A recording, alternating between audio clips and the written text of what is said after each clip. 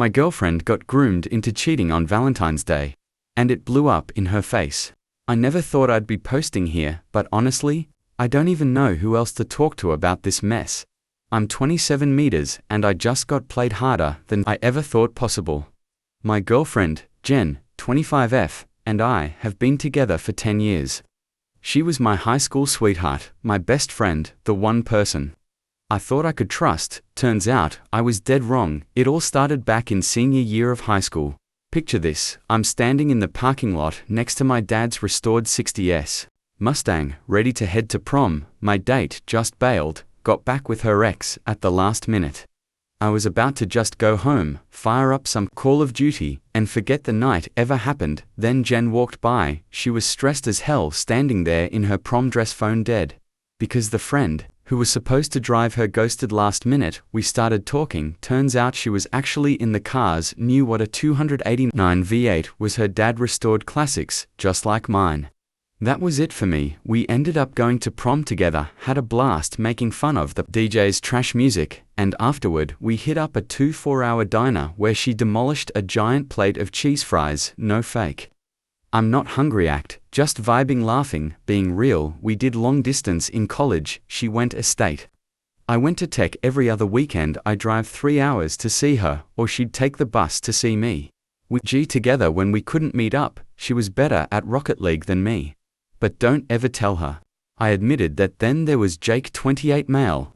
My best friend since freshman year of college. Met him day one in a computer science class. We were wearing the same metallic shirt. Started talking, found out we both liked bikes. He had a clap-out Ninja 250 that barely ran. And I had just gotten my license. We spent more weekends fixing that thing than actually riding it. After graduation, we started a consulting business together. Everyone told us we were stupid for turning down corporate jobs. But Jen had our backs 100%. She worked entry-level at a marketing firm, but she'd bring us pizza and energy drinks during all-nighters. She even learned basic catering to help when we couldn't afford to hire anyone those first 2 years. Hell, we were broke, living off ramen, working out of my garage because we couldn't afford office space.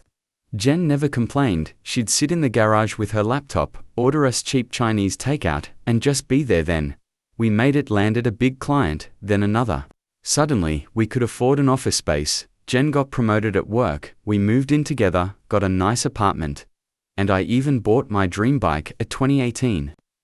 Street Bob life was perfect. Then came Kate, 26F. Jake met her at some tech conference in the city. She was handling marketing for a startup that went nowhere, but man, this girl talked a big game. First time I met her, something felt off. She treated meeting us like it was an interview, instead of just hanging with her boyfriend's friends. Somehow, every conversation turned into a TED Talk about personal branding and leveraging social media presence. Before Kate, weekends were simple, working on bikes, gaming car, meets after Kate. Fancy brunches. She wouldn't shut up about her follower count or networking opportunities. Jake ate it up. He started wearing weird designer clothes, talking about his personal brand. Then, Jin got sucked. At first, it was subtle. She stopped wearing my band shirts to sleep in, said they didn't look good on her. Instagram stopped drinking coffee, started doing juice cleanses because Kate told her it was better for her brand. Then it got worse. Our date nights turned into networking events. Game night with the crew replaced by professional development seminars. The girl who used to help me change my bike's oil started complaining about breaking her nails. Then came New Year's Eve. Jake and Kate got engaged, didn't tell anyone. Kate wanted to announce it at their Valentine's Day party. Should have known something was up when she insisted on making it a formal dinner party instead of our usual gaming night. Then, Jen completely changed, started spending crazy money on clothes she never would have worn before, began talking like Kate, using words like synergy and personal brand optimization. Unironically, even made me move my bike tools out of the garage because they didn't fit the apartment's aesthetic. One night, she bailed on our weekly game night for another one of Kate's networking mixes. I tried to talk to her. I miss hanging out. You know, when's the last time we went to a car meet? She barely looked up from her phone. Then she rolled her eyes. Oh my God, is that what this is about, your little bike meets? She even did air quotes around bike. Meets then she dropped the bomb. Kate's right, you're holding me back. Holding her back from what? From reaching my potential. Then she said something that hit me like a truck. What am I supposed to tell people, that my boyfriend's idea of networking is pizza and PlayStation? I just sat there staring, trying to process who the hell I was even talking to. This wasn't my Jen. The girl who used to get hyped about game releases, the girl who helped me pick out bike parts, the girl who sat in the garage with me, eating takeout and laughing. Now she was talking about leveling up her network. Something wasn't right. And then came Valentine's Day, the night it all fell apart. Valentine's Day, the night everything fell apart. Jake and Kate were hosting a fancy dinner party at their place, not our usual pity and Elden Ring night. No, this was Kate's idea, which meant it had to be some networking event in disguise. Jen, she was all in at 3 p.m. She locked herself in the bathroom. I figured she'd take maybe an hour to get ready. But when I knocked at 5 p.m., she snapped, I need to look perfect. Perfect. It's just dinner with friends. At 7 p.m., she finally stepped out. I blinked. Red dress, tight, expensive, not her usual style. This wasn't a nice dress for dinner. This was a look at me dress. I kept it casual. New dress. She tensed. What, I can't look good? Shrugged, just asking. She grabbed her bag, didn't say another word. I had taken my bike to work, so we took her car. The second we got in, she was glued to her phone, checking her makeup at every red light, reapplying lipstick, taking selfies. I tried making small talk, told her about a big project. We just landed. She shushed me. I'm trying to concentrate on what. I bit my tongue. We pulled up to Jake's place. I barely put the car in park before she bolted straight inside, didn't take off her coat, didn't wait for me, didn't even glance back. She beelined for Jake. Now let me be clear, I trusted Jake. He was my best friend. We built a company together. He'd never do anything shady, but still something about the way Jin moved toward him, the way she lit up around him, felt wrong. I walked in alone, took off my coat, and washed from across the room. Jin was glued to him. She laughed at everything he said, touched his arm, flipped her hair. Jake, he looked uncomfortable, kept shifting in his seat, giving her short answers. Meanwhile, Kate sat back and watched, smiling like she was waiting for something to happen that should have been my first clue. Dinner started at 8 p.m. Jake had placed cards set up, but somehow between the kitchen and dining room, Jin managed to swap them. No, she was sitting next to Jake, not me. I was stuck between Kate and some random cousin, while my girlfriend practically sat in Jake's lap. She kept leaning in, touching his shoulder, whispering things in his ear. Then she fed him a bite of food from her plate. Fed him. I clenched my jaw, gave her a look. She smiled like she had no idea what she was doing. Kate, still watching, still smiling. I was done. Then it got worse. Jen accidentally spilled wine all over her dress. She gasped, stood up fast, overly dramatic. Oh my God, Jake, can you help me clean this up? Voice high-pitched, flirty. The whole table went silent. I stared at my plate, counted to 30, tried to tell myself I was imagining things. Then I glanced up. Chris, my boy, the only real one in the room, caught my eye from across the table. He gave me the look. You going to check on that, yeah? I got up, walked to the kitchen.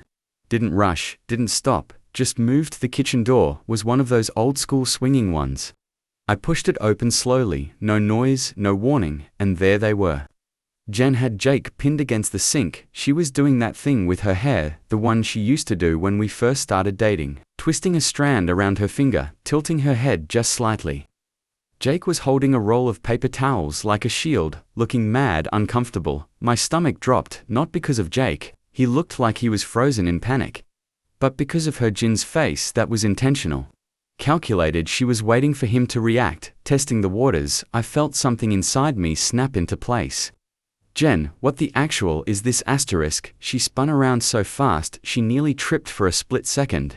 She looked guilty then. It was like watching someone put on a mask. Her whole face changed. Oh my God, are you seriously spying on me right now? She laughed, like I was the crazy one. I can't believe you don't trust me. I didn't answer, just stared. Jake, he still had the paper towels clutched in both hands like they could protect him from the mess unfolding in front of him.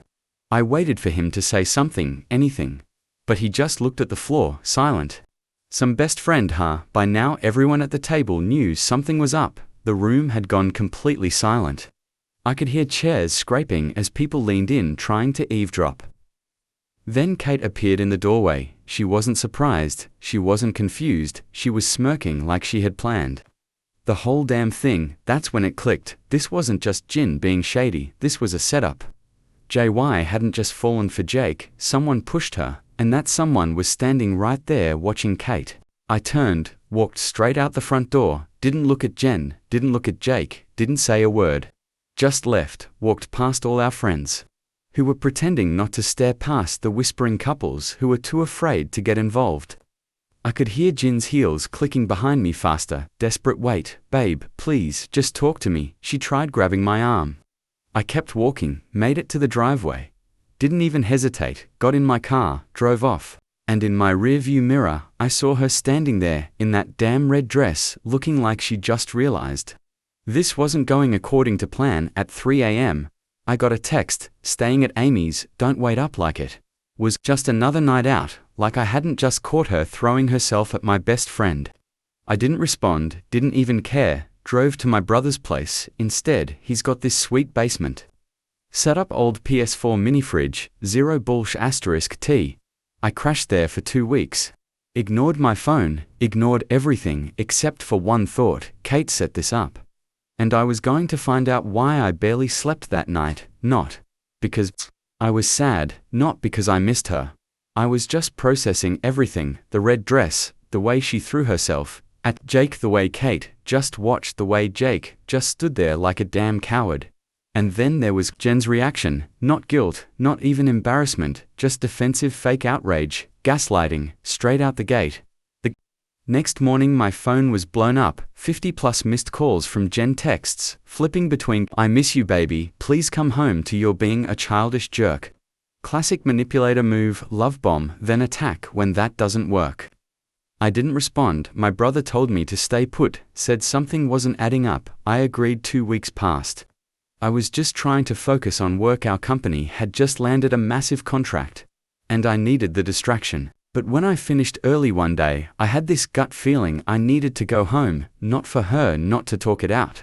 I just needed to see with my own eyes how deep this rabbit hole went. I didn't tell her I was coming, didn't text, just rode my bike back to our apartment, pulled into the lot, and immediately knew.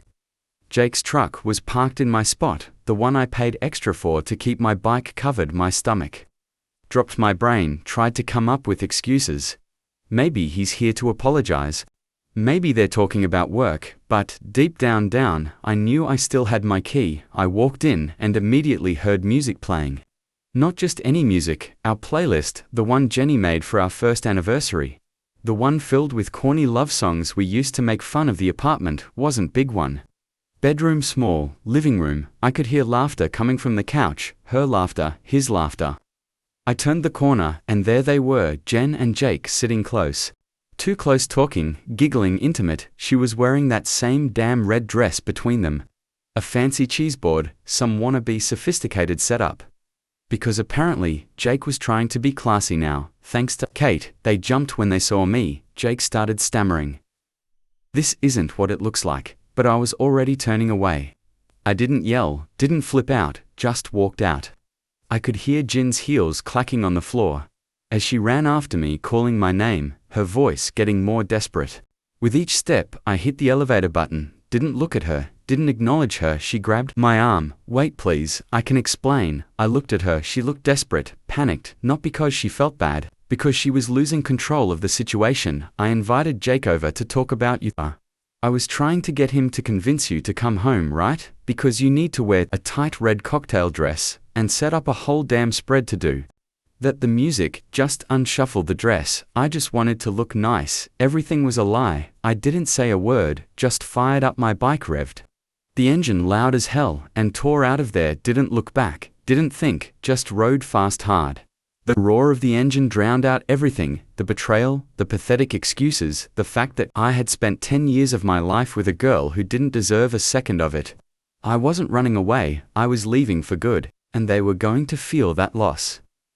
I spent the next few weeks off the grid, ignored my phone, focused on work, the gym, my bike, anything but them.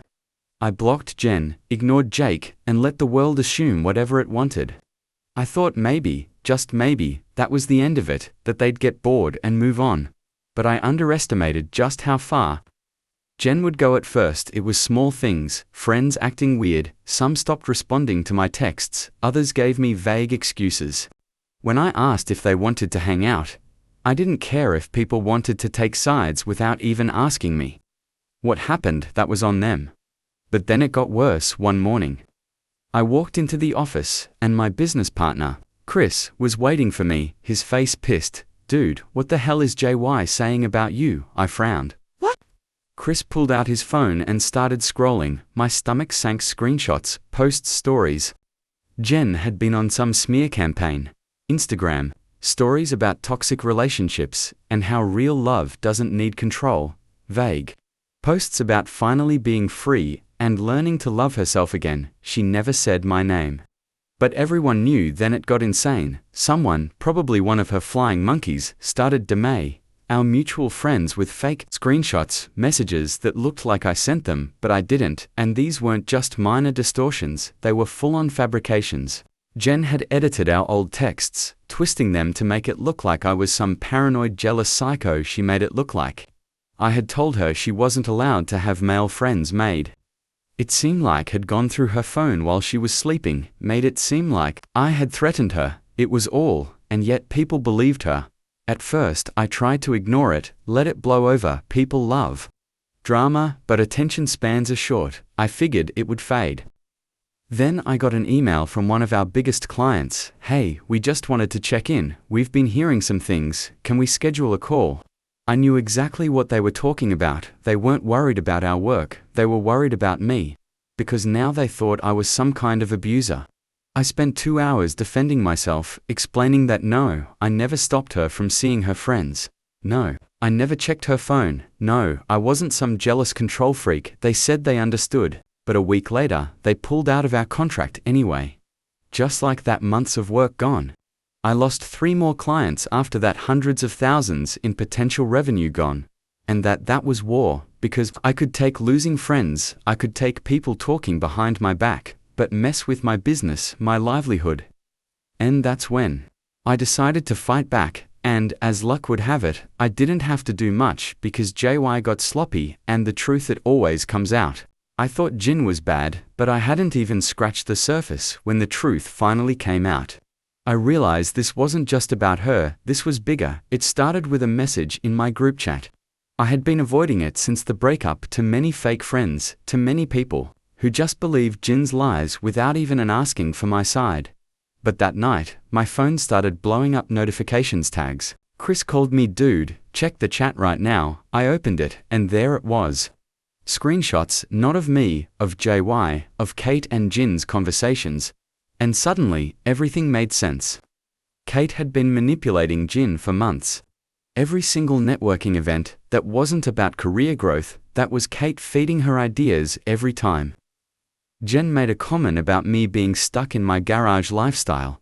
That was Kate planting a seed. Kate had convinced Jin that I was holding her back, that she could do better. But why? Because Kate wasn't just some social climber. She was paranoid. She thought every man cheats eventually, and she wanted to test Jake, not just a casual test, a full-blown loyalty experiment. She needed to see if Jake would take the bait, and Jen, she was the bait, and she fell for it hard. Kate's messages were insane. "Don't you think Jake has more ambition? OP is stuck in his little comfort zone." Jake's the real brains behind their business. Everyone knows that if you really want to level up, you need to surround yourself with successful people. She had been breaking Jin down, convincing her that Jake was the upgrade, that I was dead weight. Even that damn red dress, that was Kate's idea. It's the kind of thing Jake's type would notice. And the Valentine's party, that wasn't just a party. It was a setup. Kate put them together, on purpose. She orchestrated the whole thing. She wanted to see if Jake would cheat. But here's the part she didn't plan for. Jen actually fell for him. She started liking him, started pushing harder. Kate started backing off, trying to tell Jen to chill. "Okay, the test is done, let it go." But Jen, she was all in. She had already decided that Jake was her next step up. She wasn't playing anymore. Jake had no idea about any of this. When he finally saw the messages on Kate's phone, he flipped out, and Kate, she panicked. Because suddenly, her entire plan was exposed. That's why she sent the email, a full confession to everyone she sent it to, our entire friend group. She sent it to Jake, to JY, to me, every single screenshot, every single message, all the proof of how she had manipulated JY into wrecking a 10-year relationship just to test her own fiancé, and just like that, everything flipped 1 second. I was the toxic ex who couldn't handle a strong woman leveling up. The next, everyone was watching Jin's downfall. In real time, people who had ghosted me were suddenly back in my DMs, apologizing, saying they should have asked for my side. Like that would erase weeks of them treating me like garbage. Even my cousin Lisa, the one who introduced me to Jin at prom, called me, crying about how she never thought Jin could do something like this. Yeah, neither did I. Meanwhile, Jake was losing his mind. He had been completely blindsided. He thought he was just keeping things cool to avoid drama in our friend group. Turns out, he was the center of the damn storm. He was furious, not just at Jen, but at Kate. The woman he was about to marry had set him up, manipulated his best friend's girlfriend, and nearly destroyed 2 relationships. Just to prove a point, she had been so obsessed with testing loyalty that she had turned Jin into a monster and turned herself into a joke their engagement over. Kate tried to justify it. She sent voice notes, long-ass essays about how she was just making sure her future was secure, about how the world is full of liars and cheaters.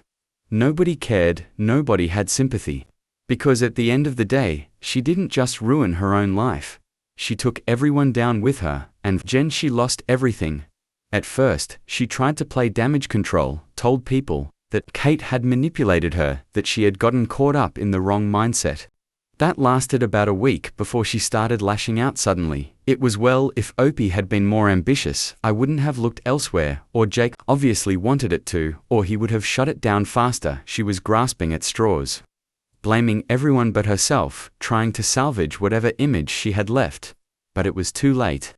Her work connections gone. Turns out people don't want to network with someone who gets caught trying to cheat on their long-term boyfriend with his best friend. The mutual friends she had been banking on, they cut her off. Even the ones who had believed her lies in the beginning didn't want to be associated with someone who got played so publicly. She even tried reaching out to me. Showed up at my office one day, dressed in normal clothes, jeans, a hoodie, holding 2 coffees like it was just another morning, like nothing had happened. My new assistant tried stopping her, but she walked right in. She sat down, tears in her eyes, saying she got caught up in Kate's mind games and lost sight of what mattered, that she missed riding on the back of my bike. Miss Game Nights missed us. She even tried handing me a controller, saying we could go back to how things were. I just sat there, listened, and when she finally stopped talking, when she finally sat there waiting for me to say something, I stood up, walked to the door, held it open, leave, and don't come back. She didn't move at first. Please. Opie, I made a mistake. I didn't even look at her. Yeah, you did, and I walked away. Security had her flagged after that. She wasn't getting through. Again, I blocked her on everything, even LinkedIn. I wasn't giving her a single opening to try and weasel her way back into my life. After that, things got better. Business boomed. Turns out some clients actually prefer working with companies that aren't filled with drama. I even hired new developers, including one who rides a Ducati Monster solid hire. I got back into my routine work gym, my bike, the car meets I had been skipping, because I was too busy dealing with Jens. I started seeing old friends again, the ones who actually stood by me. And then I met Emma. It wasn't planned, wasn't some big revenge dating move. It just happened. I started hitting the gym my brother went and needed a new space after all the drama my old one. One night I was leaving, and I saw a Sportster 883 in the parking lot. I almost did a double take, because you don't see a lot of gym owners who actually ride. Turns out it was MS. She was legit into bikes, not just for the aesthetic. We started talking after a class about the mods she was planning, and she actually knew what she was talking about, not the usual my ex had a bike type of conversation. She was breaking down gear ratios and Kim options. She knew her She used to work in tech before opening the gym, coded their entire booking system herself, rides better than half the guys. I know, and the best part, no drama, no games, just real. Last weekend, we hit up a track day. She showed up early, like already. Ted, giving tips to the newbies about tire pressure. That's when I knew she was different. That's when I knew I had finally won Jin, lost her career, lost her friends, lost everything. Me. I lost a fake Instagram model, and found someone who can actually ride. Sometimes life just works out. Thank you for watching. Please like and subscribe to my channel for story like this.